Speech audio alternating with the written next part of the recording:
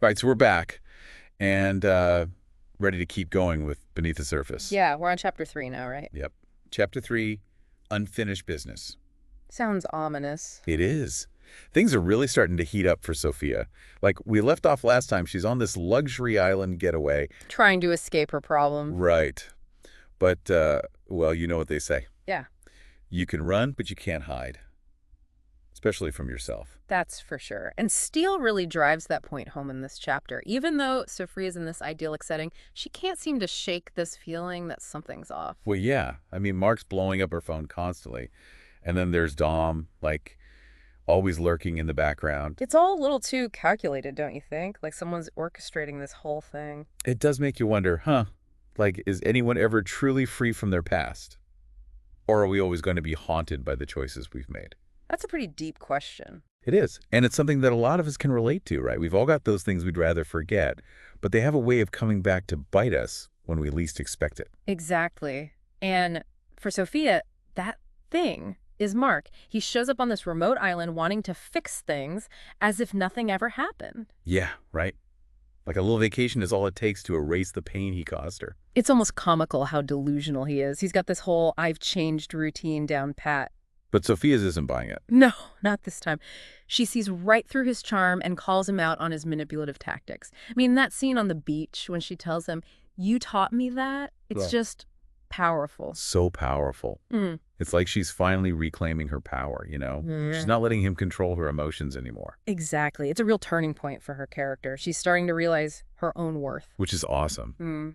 But then, just when she thinks she's free of Mark, Dom enters the picture. And the whole dynamic shifts. Right. You know, it's interesting how Steele uses the spa scene to build suspense. You'd think a spa would be the ultimate place to relax and unwind. Yeah, total serenity, right. Right. But for Sophia, it becomes this catalyst for anxiety. All those luxurious details, the lavender and eucalyptus scents, the soothing music. It's almost like it's designed to lull her into a false sense of security. Like the calm before the storm. Exactly. And then when she walks down to the beach, the tension is palpable. You can practically hear her heart pounding as she approaches Mark. Oh, that scene gave me chills. And then there he is, Mark waiting on the beach, all charming and apologetic. But Sophia's not falling for it this time. No, she's learned her lesson. She stands her ground and refuses to engage in his emotional games. It's such a satisfying moment for the reader, right?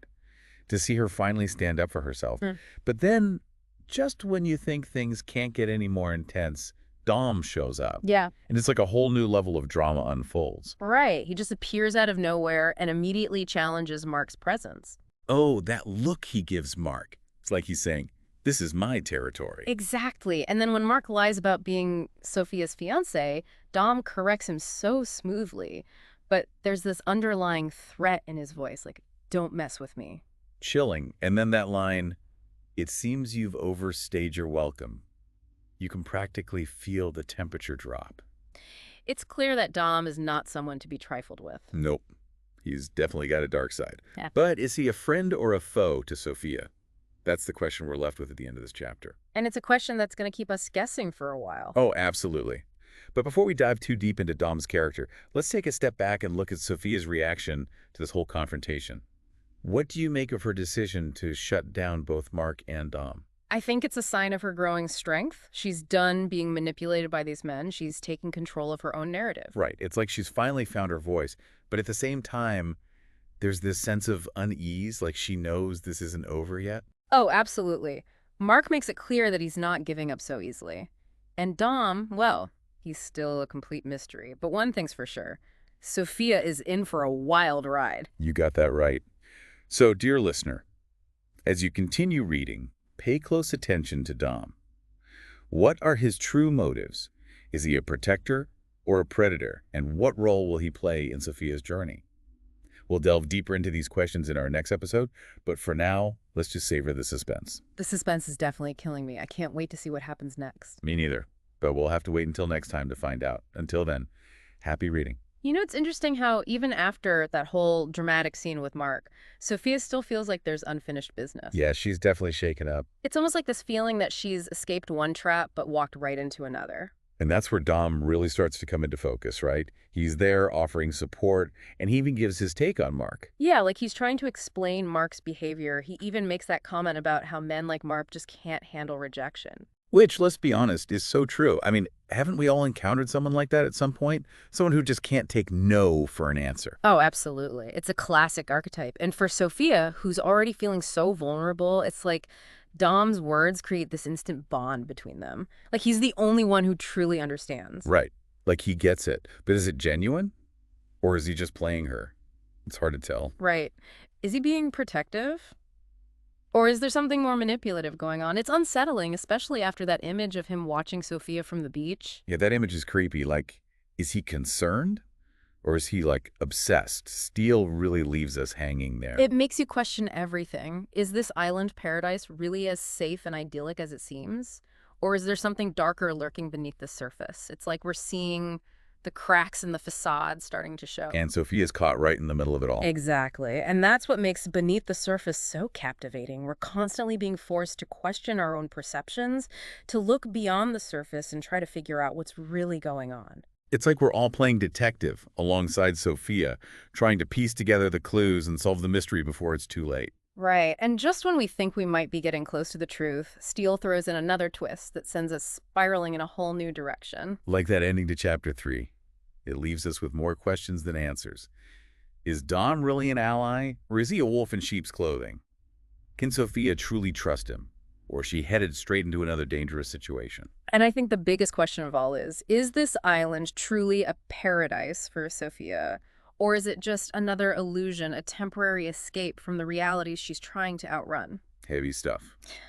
But that's why we love this book, right? It makes us think, it makes us feel, it keeps us on the edge of our seats, wondering what's going to happen next. Exactly. And as we move forward in our deep dive, I want you to keep that question in mind. Is true paradise about escaping the past or confronting it head on? Because Sophia's journey is going to force her to answer that question for herself, and the answer might surprise us all. So Sophia's back at the villa, alone with her thoughts. She just had this intense encounter with Mark, and then Dom swoops in, adding a whole other layer of complexity.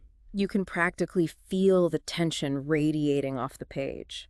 She's in this luxurious setting, surrounded by beauty, but there's a definite sense of unease. It's like that physical escape hasn't quite translated into peace of mind, you know? Yeah. She's still got all this emotional baggage weighing her down. Right, and that image of Dom watching her from the beach, it just adds to that unsettled feeling. What did you think about that? Protective, creepy, something else altogether? A little bit of both, honestly. It's such a subtle detail, but it really changes the whole dynamic. Totally agree. Steele is so good at creating these moments that make you question everything. Like, on one hand, you could interpret it as Dom looking out for Sophia, making sure she's safe. But on the other hand, it's hard not to feel a little creeped out, like he's always watching, always lurking. It kind of reminds me of that saying, you can run, but you can't hide. Sophia might have escaped her old life, but she can't escape herself or the problems that follow her. Exactly. And that's what makes this book so relatable. It's not just a glamorous escape fantasy. It's a story about confronting your past, about the things that haunt us, even when we try to outrun them. And Dom's presence definitely complicates things even further. He's this intriguing mix of charming and intense. He offers comfort and support, but there's also this underlying sense of danger. Right. It's like he's both a potential ally and a potential threat. And Sophia has to figure out which one he really is. You get the feeling that she's not quite sure what to make of him. Can she trust him? Or is she setting herself up for more heartache? Those are the questions that keep you turning the pages. Steele does such a brilliant job of creating characters who are both alluring and enigmatic. You're drawn to them, but you're also a little bit afraid of them. It's like Dom is holding all the cards and Sophia's just trying to figure out the rules of the game. I like that analogy. It's like this tropical paradise has become a high-stakes poker table, and we're all just watching to see who's going to win. And the stakes are high, right? Yeah. Sophia's future, her happiness, it's all on the line. Exactly. And as we continue our deep dive into this book, it's going to be fascinating to see how these characters evolve, how their relationships shift, and how Sophia ultimately navigates this complex and dangerous landscape. So, as we wrap up our look at Chapter 3, what's the key takeaway you'd like our listeners to think about? I think it's important to pay attention to the subtle details. The way a character looks at another, the tone of their voice, the things they say and don't say, these are the clues that reveal their true motivations. Like those little breadcrumbs that Hansel and Gretel left behind. Except in this case, they might lead you deeper into the woods. Right. And just like Sophia, we need to trust our instincts. Paradise can be deceiving, and sometimes the most beautiful surfaces hide the darkest secrets. Well said. Well, we've covered Sophia's escape, the confrontation with her past, and the introduction of this mysterious new figure in her life. But this is just the tip of the iceberg. There's so much more to uncover, so many more twists and turns ahead. So join us next time as we continue our deep dive into Beneath the Surface and explore the secrets that lie hidden beneath this seemingly idyllic island.